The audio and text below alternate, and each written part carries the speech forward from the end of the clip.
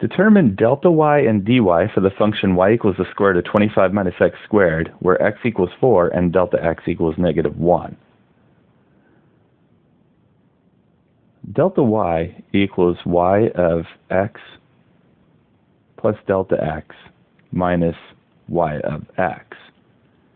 For this problem, that'll be y of 4 plus a negative 1 minus y of 4, which is y of 4 plus a negative 1, 4 minus 1 is a 3, minus y of 4. We can now evaluate y at each of those x values by plugging into the function. So delta y will be the square root of 25 minus 3 squared minus the square root of 25 minus 4 squared, which will be the square root of 25 minus 3 squared is a 9, minus the square root of 25 minus 4 squared, which is a 16.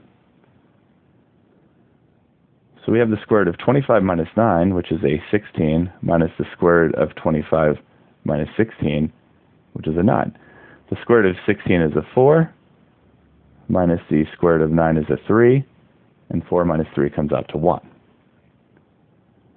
To find dy, we will need to find the derivative of the function y equals the square root of 25 minus x squared. Before we take the derivative, we will want to rewrite this as a fractional exponent. It's 25 minus x squared to the first power second root 1/2 power.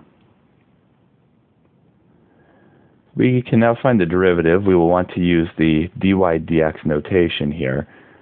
Bring down the power, leave the entire inside alone, subtract 1 from the power, I will call that 2/2, and then multiply by the derivative of the inside to complete the chain rule. The derivative of 25 is a 0, the derivative of negative x squared is negative 2x.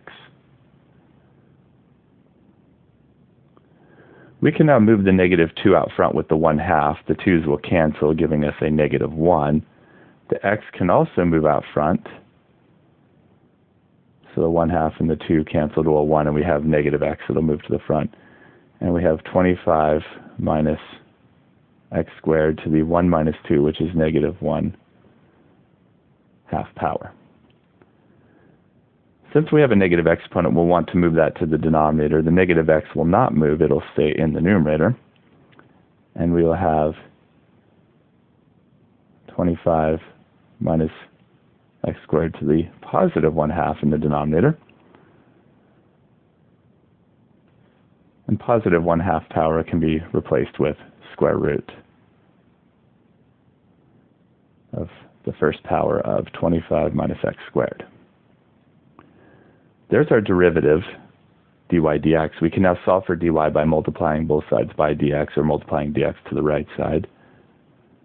So dy will equal to negative x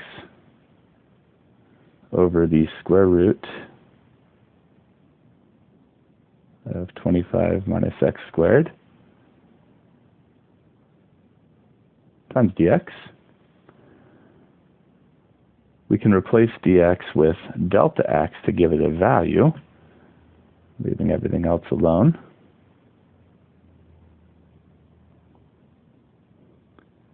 And now we can plug numbers in to solve for dy. Negative of x is a 4, over the square root of 25 minus x squared, 4 squared. And then all of this times delta x, which is a negative 1. In the numerator, negative 4 times a negative 1 can become a positive 4, and this will be divided by the square root of 25 minus 4 squared, which is a 16.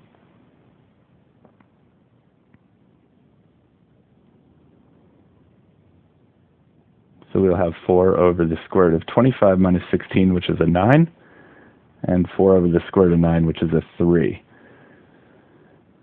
giving us dy is 4/3. Now dy approximates delta y in most circumstances. Dy came out to a 4/3, and delta y is a 1, which is a 3/3, so it is closely approximating it here.